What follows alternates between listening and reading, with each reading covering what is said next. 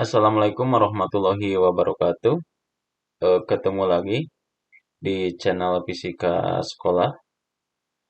Kali ini saya akan mencoba menganalisis ya, bagaimana bentuk hukum 2 Newton dalam tinjauan relativistik. Jadi sederhananya saya akan meninjau bagaimana faktor koreksi dari hukum 2 Newton. Jadi kita akan meninjau kasus di sini. Kasusnya sangat sederhana sekali ya. Jadi eh, ini kasus ya. Oke, jadi kasus ya. Nah, jadi kasusnya gini.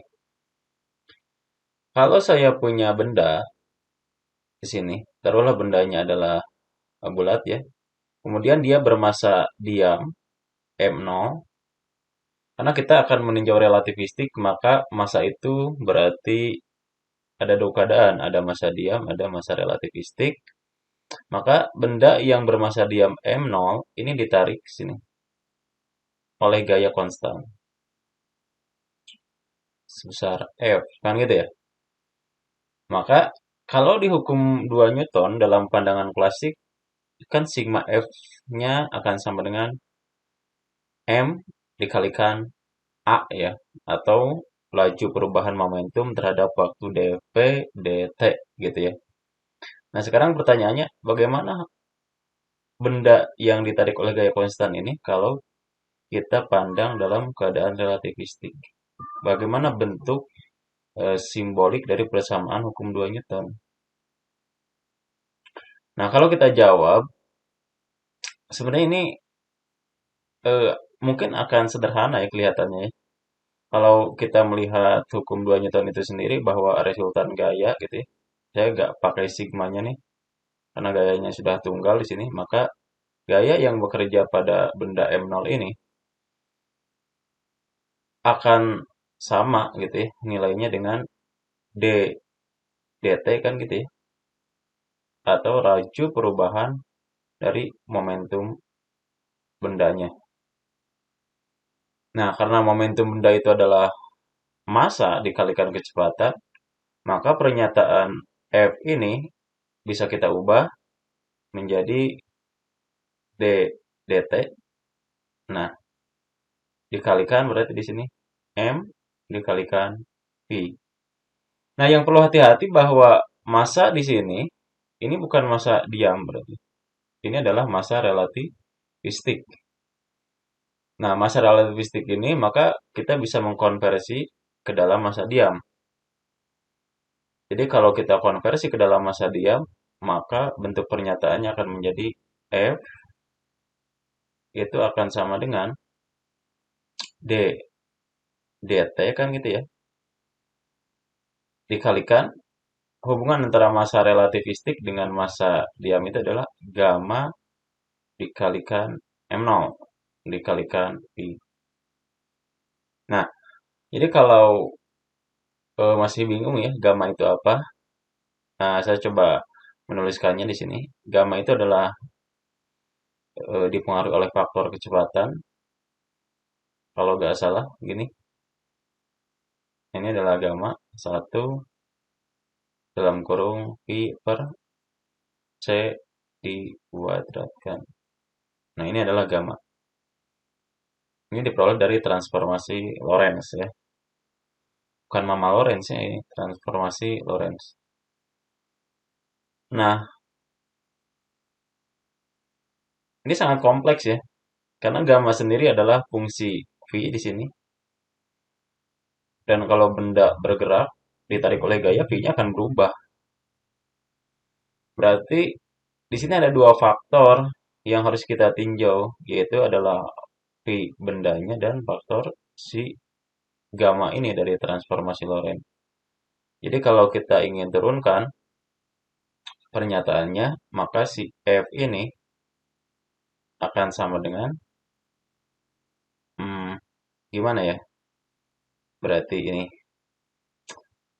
D dt kan gitu ya. Dikalikan gamma dikalikan M0, ini turunannya terhadap gamma, dikalikan dengan V, kan gitu ya. Ditambah, ini pakai aturan rantai, atau apa ya, saya lupa. eh, Turunan itu. Tambah, dalam kurung berarti gamma dikalikan M0, dikalikan dt dari V. Yang gitu. Yang ruas sebelah kanan, itu yang ruas kedua sebelah kanan, ini mudah persamaannya. Kenapa? Karena kan dv dt itu A kan. Itu akan dengan mudah kita dapatkan. Yang jadi masalah itu adalah yang sebelah kiri mungkin secara turunan. Jadi yang ini itu akan terlihat mudah sebenarnya. Nah ini, karena kita menganggap yang bagian ininya adalah eh, tidak diturunkan atau tetap. Nah yang agak rumit mungkin yang bagian ini. Yang bagian ini agak rumit ya. Nah coba kita uraikan saja dulu. Maka kita akan mendapatkan bahwa F ini akan sama dengan D dt dari gamma M0 dikalikan V ditambah yang gini ya. Eh, Gamma dikalikan M0 dikalikan A ya. Nah gitu.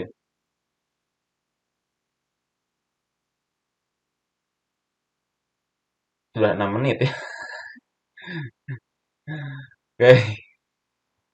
Em, Oke kita harus eh, pisahkan dulu lah ya. Kita coba pisahkan eh, fungsi yang ya fungsi yang sebelah kiri ini. Kita coba pisahkan. Kita akan mencoba menurunkan gamanya saja dulu lah. Jadi kalau kita menurunkan gamma, oke di apa ya? Gimana? Gini aja dulu. Saya lingkari si ini.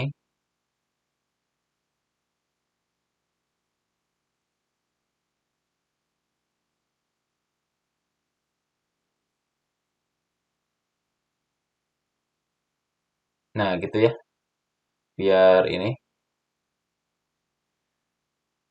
Jadi ini yang akan kita cari sebenarnya pernyataannya. Coba kita turunkan dulu si gamanya. Jadi yang akan kita cari di sini adalah turunan turunan si ini ya, turunan ini gamma. Oke. Jadi kalau kita tuliskan bahwa d dt, nah dari gamma itu gimana kira-kira? Karena gamanya di sini adalah fungsi v, sedangkan kita menurunkan terhadap fungsi t. Maka di sini kita harus memodifikasi atau mereengineering. Berarti ini kita ini kan saja dt kan dikalikan, bukan dikali ini dt dari gamma. Kita coba manipulasi. Nah ini dikali dv ini kan satu nilainya si dv ini. Maka kita bisa susun ulang. Ini akan menjadi begini. D gamma dv dikali dv dt. Nah, gitu ya. Jadi dv dt-nya adalah A kan? Jadi kalau kita tuliskan, ini akan sama dengan D gamma dv dikalikan A. Nah, jadi sebenarnya ruas kiri dan ruas kanan itu sudah muncul A ya terwakili ya. Cuma masih kompleks keadaannya karena si gamanya itu sendiri kalau saya tulis di sini gamma itu adalah 1 dibagi akar dari 1 pi per c dikuadratkan. Atau kalau ingin saya naikkan ke atas, maka ini kan bentuknya bisa aja seperti ini. 1 dikurangi dengan pi kuadrat c kuadrat pangkat min setengah. Oke. Berarti kita akan mencoba menurunkan di sini. Maka D dV dari 1 dikurangi V kuadrat dibagi C kuadrat pangkat min setengah dikalikan dengan A. Jadi yang diturunkan yang gamma ya, karena A-nya kan sudah kita peroleh dari yang lain. Nah, turunan ini tinggal menggunakan aturan rantai atau aturan apa sih? Oh, saya di otak saya itu aturan rantai aja. Karena kan banyak turunan itu ada parsial, ada rantai. Tapi ya operasikannya kan tinggal ini min setengahnya ke depan. Kemudian saya akan menuliskan persamaan besarnya ini adalah V kuadrat dibagi C kuadrat kan. Berarti pangkatnya harus berkurang 1 ya. Ini adalah min 3/2 dikalikan turunan fungsi di dalamnya. Maka kalau kita turunkan, turunan yang di dalamnya adalah karena V kuadrat, maka diturunkan jadi 2V per C kuadrat. Dikalikan A ya, jangan lupa. Nah, jadi kan sekarang udah tampak-tampak itulah ya. Ada satu pencerahan mungkin ya. Padahal ini nggak penting sekali ya. Nah, berarti min setengah dikalikan min 2 itu jadi 1. Berarti saya akan menuliskannya jadi gini. Ini adalah 1 dikurangi dengan V kuadrat per C kuadrat 3/2 gitu ya. Kemudian V per C kuadrat dikalikan A. Nah, ini tiada lain adalah apa? D gamma dt. Nah, ini harus kita masukkan nanti ke fungsi yang dikurungi itu tadi di awal ya. Oh, ini gak benar nih.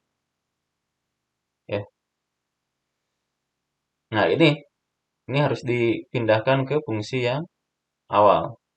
Jadi kalau kita tuliskan yang di awal itu yang ini nih, masih ingat gak? Nah, saya juga lupa. Ini adalah F sama dengan D gamma M0 V ya. Jadi kalau saya tuliskan yang awal ini fungsi awal si F. Jadi fungsi F yang kita cari itu F akan sama dengan tadi apa? D gamma dt kan gitu ya. Lupa saya.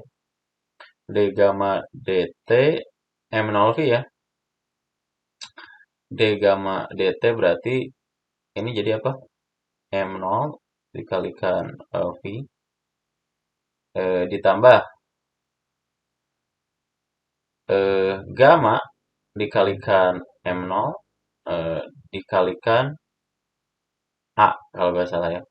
Nah, sekarang kita ganti nih si faktor gamma dt-nya karena kan kita sudah menurunkan di persamaan yang kedua yang Fabaliut ini ya. Jadi kalau saya turunkan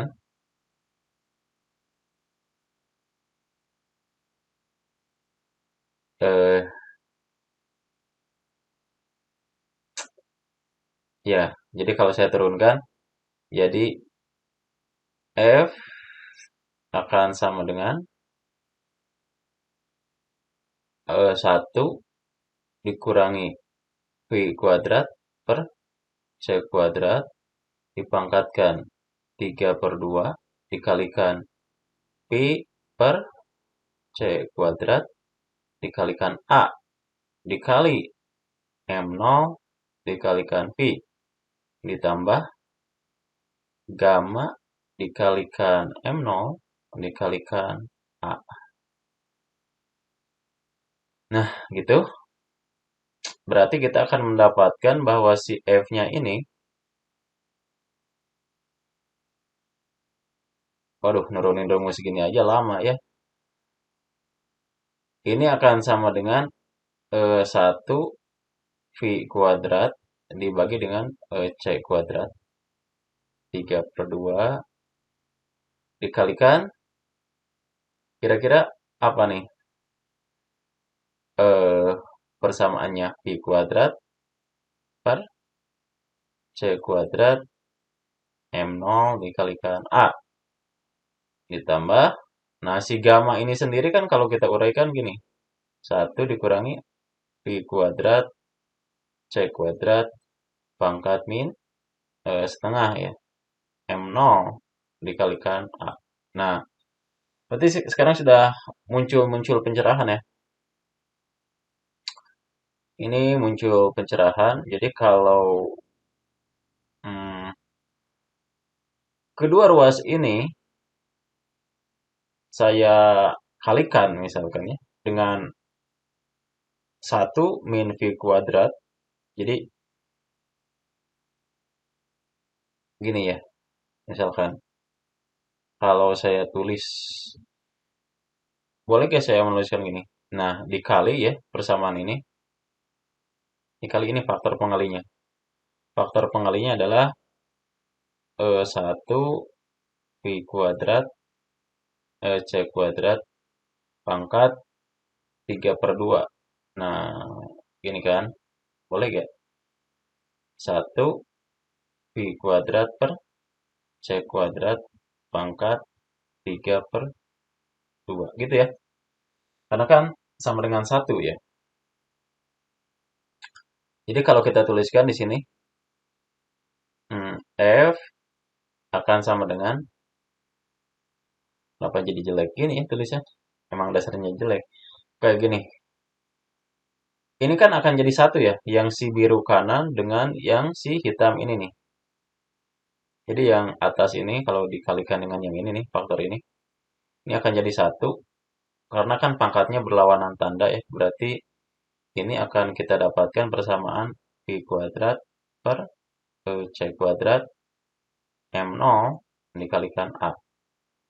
Ditambah, nah kalau yang si biru atas kanan dengan yang hitam kanan untuk persamaan keduanya, yang ini, yang saya tandai dengan merah yang ini, itu akan menghasilkan nilai 1 V kuadrat per C kuadrat dikalikan M0 dikalikan A. Karena 3/2 dikurangi setengah itu kan 1 ya.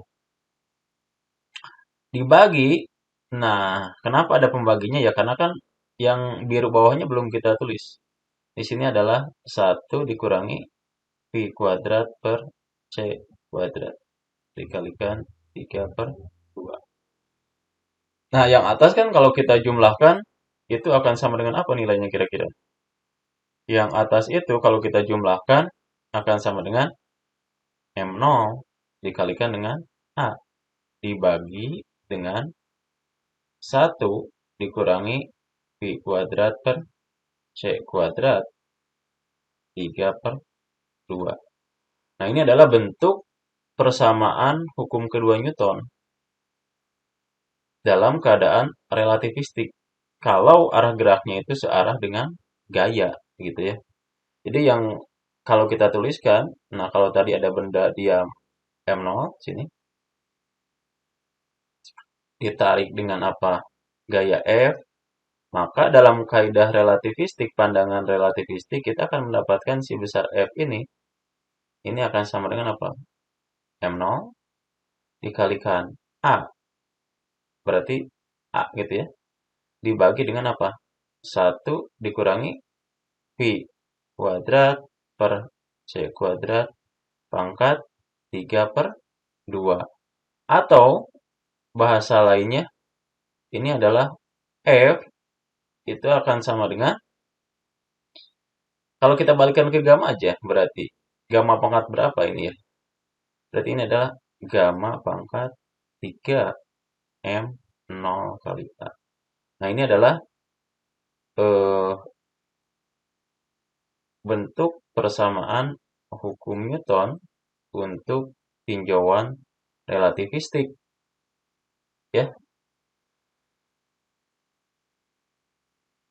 jadi aneh ya persamaannya. Jadi gaya yang konstan aja menghasilkan percepatan yang tidak konstan jadinya ya. ini yang searah. Cuma pertanyaannya kan biasanya dalam kasus relativistik itu kan kecepatannya itu mendekati laju cahaya dan ini terjadi pada akselerator biasanya. Partikel dipercepat dari keadaan diam dengan medan magnet biasanya atau medan listrik tertentu, maka dia akan memiliki kecepatan yang mendekati kecepatan cahaya. Tapi kan di dalam akselerator si partikel itu tidak bergerak lurus karena kebanyakan akselerator itu berbentuk lingkaran. Jadi kita harus meninjau nih bagaimana hubungan antara gaya yang tegak lurus terhadap arah kecepatannya. Apakah pernyataan hukum 2 Newton itu masih konsisten dengan gamma pangkat 3 M0 kali A? Ya mungkin akan berbeda ya kalau menurut saya. Apakah lebih sederhana atau lebih sulit?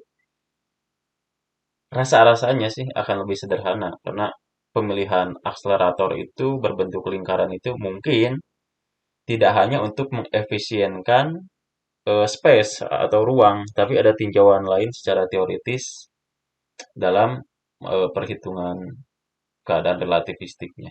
Segitu saja yang bisa saya sampaikan hari ini. Ini bukan, kayaknya di SMA ini jarang dikenalkan. Terima kasih. Assalamualaikum warahmatullahi wabarakatuh.